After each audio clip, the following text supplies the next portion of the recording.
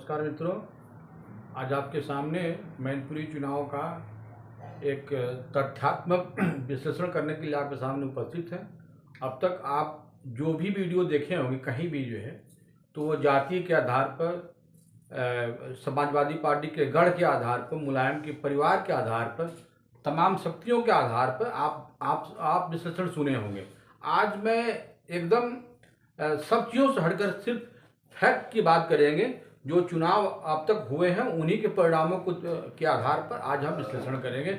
जो सब कुछ आपके सामने यहाँ पे पहले ही हमने लिख दिया हुआ है ताकि वीडियो बहुत लंबा ना हो और बताने में भी हमको आसानी पड़े। मित्रों, अगर आप देखें 2019 का ये जो लोकसभा का जो चुनाव हुआ था, इसमें अखिलेश का और मायावती जी का, मतलब सपा और बसपा दोनों गठबंधन में हुआ था। उस समय मुलायम सिंह यादव आज हमारे बीच नहीं है, वो मैनपुरी से समाजवादी पार्टी के प्रत्याशी थे और इनके खिलाफ में इवन कोई भी और विपक्षी जो पार्टियां हैं वो भी सब इनके सपोर्ट में थी। द्विपक्षीय वो चुनाव था। भाजपा वर्सेज जो है वो समाजवादी पार्टी में, सपा उनके साथ, बसपा उनके साथ थी। और उस समय जो वोट जो कुल पड़ा था करीब 9.25 लाख के आसपास, 9,76,519 वोट पड़ा था, जिसमें कि समाजवादी पार्टी 5,24,926 और भारतीय जनता पार्टी को 4,30,537 वोट मिले थे। कुल 94,389 के वोट के अंतर से मुलायम सिंह जी यहाँ से विजयी हुए थे। उस तरह से देखा जाए तो समाजवादी पार्टी को 53.75% और भारतीय जनता पार्टी को 44.09% वोट मिला वहाँ पे।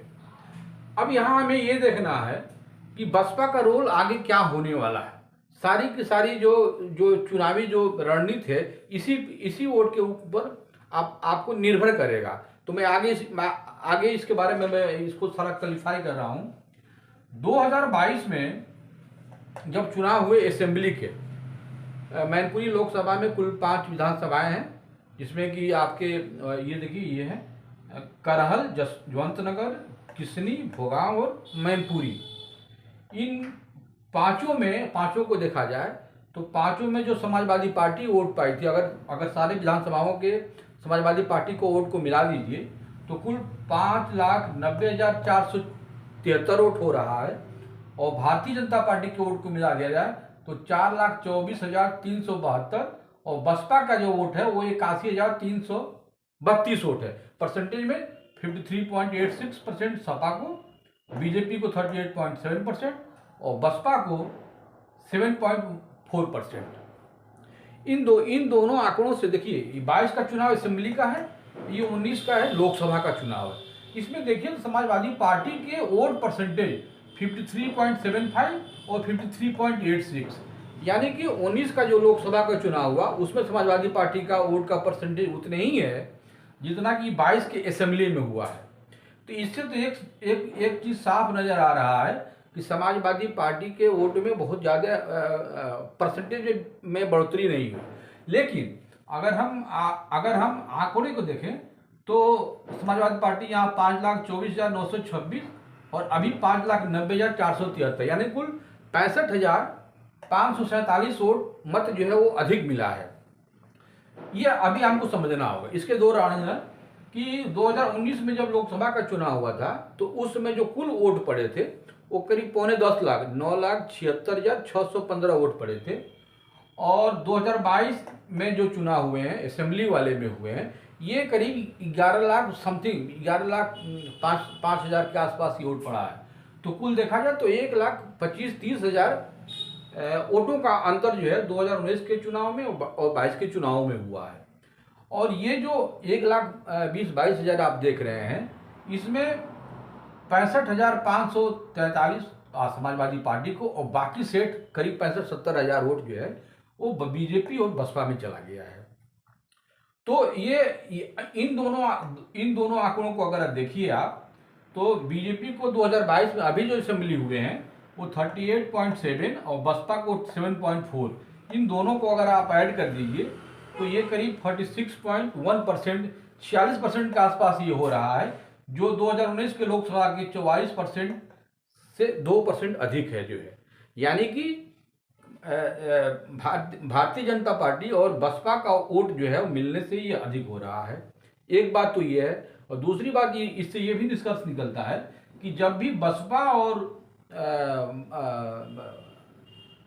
समाजवादी पार्टी के साथ जुड़ रहे बसपा किसी के साथ, वहाँ पे वोट जो है उसका घट जा रहा है।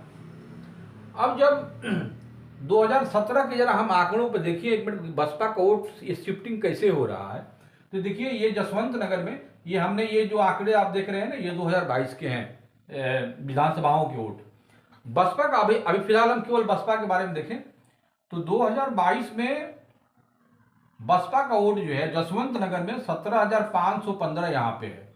ये जो वोट देख रहे हैं ये 2017 का बसपा का वोट है, यानी कि 24,508 जो बसपा 2017 में पाई थी वो 22 में 17,515 वोट, यानी कि 7,000 वोट यहाँ से खिसक गया। वैसे ही करहल में 17 में बसपा 29,676 वोट पाई थी, वो 22 में 15,700, करीब 14,000 वोट यहाँ कम हो गया। किसनी में देखिए 27,858 वोट 17 में पाई थी बसपा, वो 16,755 वोट हो गया। भोगांव में 26,000 वोट पाई थी, वो 14,150, और मैनपुरी में 48,000 बसपा वोट पाई थी और 22 में ये वोट 17,000 हो गया। तो ये बात ये बहुत क्लियर इस आंकड़ों से लग रहा है कि बसपा का जो वोट है वो धीरे धीरे भाजपा में समाहित हो रहा है। और इस बार की जो चुनाव हो रहे हैं यही एक खतरे की घंटी है समाजवादी पार्टी के लिए। और ये जो अभी ये जो 46% का आंकड़ा ये देख रहे हैं, इस चुनाव में जो चुनाव होने मतलब कि अभी 8 दिसंबर को होगा, इसमें और ज़्यादा बढ़ोतरी होगी और समाजवादी पार्टी का वोट कम होगा। अब मैं एक चीज़ और बता रहा हूँ, ये जो आप देख रहे हैं 65,000 जो ये इसमें से वोट बढ़ा, एक तो ये चूंकि पोलिंग भी बढ़ी है उसका भी कारण रहा, एक कारण और भी रहा। देखिए 2022 का जब आप चुनाव हुआ था तो उस समय स्वामी प्रसाद मौर्य भाजपा से निकले थे, ओम प्रकाश राजभर का एक लगा कि एक जो पिछड़ा वर्ग का जो बहुत बड़ा वोट है वो निकल के जो है भाजपा से बाहर आ रहा है, और बहुत छटपटाहट। और मैनपुरी वाले इलाके में स्पेशली देखा जाए तो साकियों का वोट बहुत है, और इस चुनाव में साक्य 2022 वाले चुनाव में साकियों का काफ़ी वोट जो है समाजवादी पार्टी को मिला है। जो है इस बार भाजपा से के प्रत्याशी साक्य होने से आप देखिएगा कि इस वोट में बहुत ज़्यादा कमी आ जाएगी, और ये जो 524 देख रहे हैं इससे नीचे भी ये संख्या इस चुनाव में जा सकता है। एक तो ये वोट यहाँ से निकलेगा, कम होगा। दूसरी चीज आपको बताएं कि चूंकि इन 19 में देखा जाए तो 94,389 वोट से जो मुलायम जी जो चुनाव जीते थे, तो अगर उसको हम वोट को अगर बांट दें अगर हम, यानी कि 47,000 वोट उसमें से अगर निकल करके अगर भाजपा प्रत्याशी की तरफ चला जाता तो भाजपा प्रत्याशी विजयी हो जाता। यानी कि 47,000 का मार्जिन ही, 94,000 तो वैसे मार्जिन लग रहा है, लेकिन आधे वोट अगर उसमें से खिसक जाते तो भाजपा का प्रत्याशी यहाँ 2019 में ही चुनाव जीत जाता है। अब 47,000 48,000 वोट ये कैसे खिसकेगा, इसी के आधार पे ये चुनाव का निर्णय होगा। हम अगर देखें यहाँ पे ये जो जसवंत नगर, करहल, किसनी, भोगांव और मैनपुरी है, ये 2017 में जो है सिर्फ जो है वो एक सीट जो है इन 5 सीटों में से एक सीट उसके पास था, भोगांव वाला जो है भारतीय जनता पार्टी के। इस बार उन्होंने 22 में 2 विधानसभाओं में विजय फतह किया है। इसका मतलब कि वर्चस्व जो है उस क्षेत्र में भाजपा का बढ़ा हुआ है। भोगांव और मैनपुरी, अगर इन दोनों विधानसभाओं के वोटों को देखिए तो अगर हम ये बसपा का जो वोट बैंक है जो धीरे धीरे खिसक रहा है भाजपा की तरफ, ये जो है ये भाजपा में बीजेपी में सट जाएगा। देखिए जो दलित वोट जो वो थोड़े बहुत जो है मुलायम के साथ हैं, वो ऑलरेडी उसमें से वो पहले से ही उनको वोट देते चले आए हैं, या तो वो भाजपा को देते हैं और नहीं तो बसपा को देते हैं। जब बसपा नहीं रहती है तो वही जो है बसपा को वोट बीजेपी में जो है वो ऐड हो जाता है। अब यहाँ पे होगा क्या, ये भोगांव और मैनपुरी का अगर हम बसपा के वोट को 2022 में जो मिला इसको हम ऐड कर दें तो कुल जो है ये भोगांव में 97,208 वोट और 14,150, और मैनपुरी का 99,814 वोट और बसपा का 17,216। ये जो दोनों को वोट जोड़ दिया जाए तो 2,28,388 वोट होता है। और समाजवादी पार्टी का वोट जो है तो अगर दोनों जोड़ दिया जाए तो 1,85,489। कहने का अर्थ ये है कि इस दो विधानसभाओं के वोटों को देखा जाए तो 42,899, करीब 43,000 वोट लीड जो है इन दो विधानसभाओं से बीजेपी जो है कर देगी। लेकिन मैं एक चीज इसमें ऐड कर दूं, जो है देखिए ये जो भोगांव वाला क्षेत्र है इसमें साकियों की संख्या बहुत ज़्यादा है, और इस भोगांव विधानसभा से अभी 2022 की जो चुनाव हुआ था उसमें एक प्रत्याशी वो साक्य प्रत्याशी था। तो स्वाभाविक है साक्य प्रत्याशी होने के नाते, और 22 में जो हम अभी आपको बताए कि काफ़ी साक्य जो है वो समाजवादी पार्टी की तरफ झुके, तो एक तरह से देखा जाए तो 80-90% साक्य जो है वो भोगांव में समाजवादी पार्टी को वोट दिए। तो मेरा ये आकलन है कि ये जो 42 करीब 50-60 हज़ार यहाँ पे साक्य हैं, तो आप मान के चलिए कि 25-30 हज़ार इसमें और ऐड होगा। तो अगर हम इस 42 में से 25 हज़ार भी ऐड कर दें तो 65-70 हज़ार का लीड भोगांव और मैनपुरी से बीजेपी को मिल जाएगी। ये आंकड़ा बताता है, और जब रिजल्ट आएगा तो इसको आप लोग मिलाइएगा कि भोगांव और मैनपुरी दोनों से मिल करके लीड 65-70 हज़ार का हो जाएगा। किसनी जो है ये बहुत महत्व का ये विधानसभा होगा इनका। किसनी इन पांचों में किसनी जो है वो रिजर्व सीट है। और देखिए जहाँ भी रिजर्व सीट जो होता है एससी के लिए, दलित के लिए होता है, वहाँ पे देखा जाए तो बहुत बढ़ चढ़ करके बाकी जो जातियाँ हैं जो वो राजनीतिक रूप से जो है उतने ज़्यादा जागरूक कह लीजिए या आक्रामक होकर राजनीति नहीं करते हैं। तो लिहाजा इस बार की जो चुनाव में होगा किसनी में ये जो आप 97,000 करीब 20,000 के जो अंतर देख रहे हैं बीजेपी से सपा का जो है, इसमें अगर ये 16,000 ये बसपा का वोट ऐड इसमें हो जाएगा तो करीब करीब ये हो जाता है 87 और 93,000 93-94 ये हो जा रहा है। तो किसनी में ये वोट जो है करीब करीब बराबर होने जा रहा है। अब ये जो 70-80 हज़ार, अगर किसनी में थोड़ा सा भी अगर बीजेपी अधिक कर लेती है तो जसवंत नगर और करहल के लीड को कम करके और इस लीड को बढ़ा करके ये बहुत कांटे की लड़ाई होने जा रही है। आंकड़े बता रहे हैं बहुत कांटे की लड़ाई होने जा रहा है। करहल में सबसे कम वोट जो है अगर आप देखिएगा, ये देखिए ये कुल मत है करहल में, कुल जो वोट है वहाँ पे वो 2,99,844। ये पांचों विधानसभाओं में सबसे कम वोट जो है वो करहल में है, और सबसे अधिक वोट जो है वो जसवंत नगर में 3,89,756 वोट जो है। वैसे ही भोगांव में 3,40,372, मैनपुरी में 3,02,011 जो है, कुल 16,55,308 वोट है।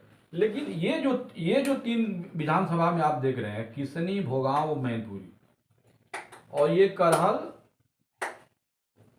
इसको अगर आप देखिए तो 9, 8, 17, 3, 2, 5, 1, 6, ये करीब 6,70,000 समथिंग ये वोट है, और ये 9,65,000 के आसपास जो है ये वोट है। तो इन तीनों को मिलाकर अगर देखें तो भाजपा इन तीनों में बढ़त बना लेगी। अब इस करहल और जसवंत का मार्जिन कितना बढ़ जाता है इसी के ऊपर पूरा का पूरा चुनाव है जो है। तो फोकस भारतीय जनता पार्टी का ये है कि भोगांव, मैनपुरी और किसनी में 1 लाख का हम लीड ले लें, तब ये करहल और जसवंत की जो लीड है वो कम हो सकती है और बीजेपी का पलड़ा यहाँ पे भारी हो सकता है।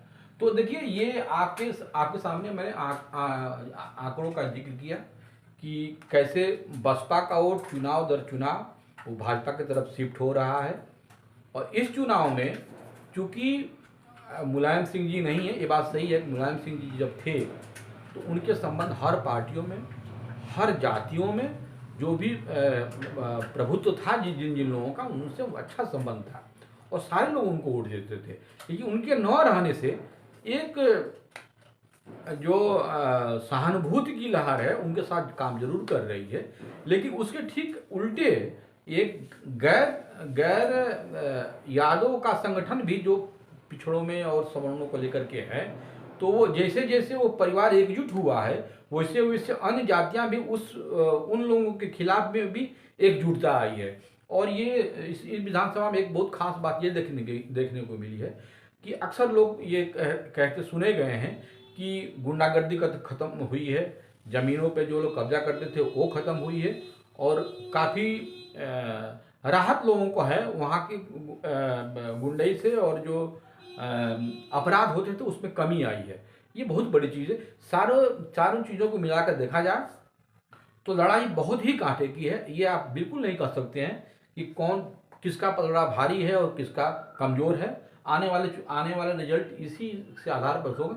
और मुझे जो लग रहा है कि दोनों के वोट परसेंटेज जो है 2 से 3%, इसी के बीच में ये चुनावी परिणाम आएंगे।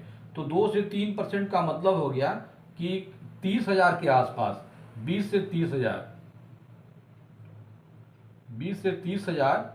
के जीत की हार और जीत का ये मार्जिन रहेगा। मित्रों, आपके सामने मैंने जो चुनाव हुए हैं उन्हीं के आधार पर ये आपके सामने मैंने एक वीडियो रखा, विश्लेषण किया। आशा है कि ये विश्लेषण आपको अच्छा लगा होगा। मैं इसके बाद एक और वीडियो मैनपुरी पे लाऊंगा, उसमें मैं वहाँ के जो जातीय समीकरण है और जो जातियों का जो बंटवारा है समाजवादी पार्टी में और भाजपा में कैसे कैसे होगा, ये मैं आपको दो दिन के बाद लाऊंगा। आशा है कि ये वीडियो आपको पसंद आएगी, और पसंद अगर आता है तो आप चैनल को सब्सक्राइब और शेयर जरूर कीजिए। नमस्कार।